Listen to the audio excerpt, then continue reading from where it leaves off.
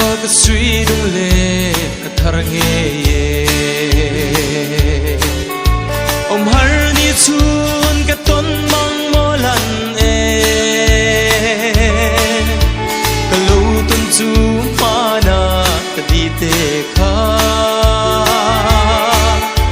tin lai dam ten lim ten na wang ka nui du na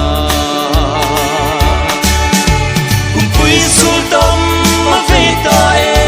sa mang kan in chen na isun nga ya sui lung len po an nep ta e engan nge mo ton mang ka lo man chu tin lai an ni thar nge an chim lo pari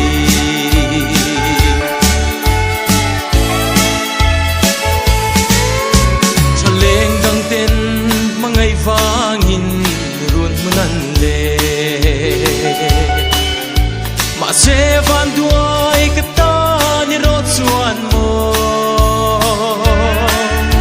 nun hui nga ya trana tam tur mai chan to khware la lung reng hi a oi thei lo kum pui sul tom ma ve ta e sa mang kan in chen na isun nga ya sui lung len po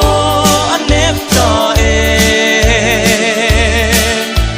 engan nge mo ton mang ka lo man chu tin lai an ni thar nge an chim lo pari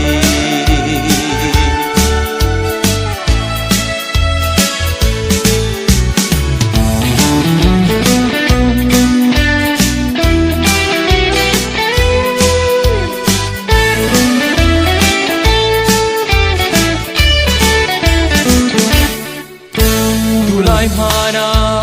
zamwal min liam sani kha ka han dona thin lai jing ruaye itel lova kum sul tam man hi ka zuam lo asin tin kim ka han donin sul tam ma ve ta e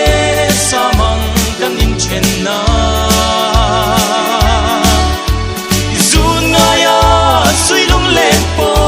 an nep ta e engan nge mo ton mang ka lo man chu tin lai an ni thar nge an chim lo pari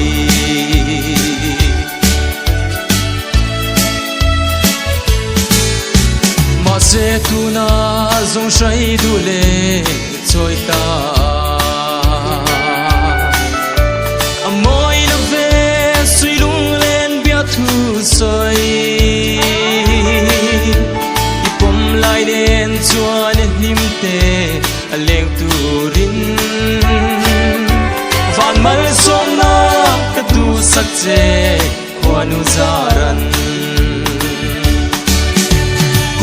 sul tam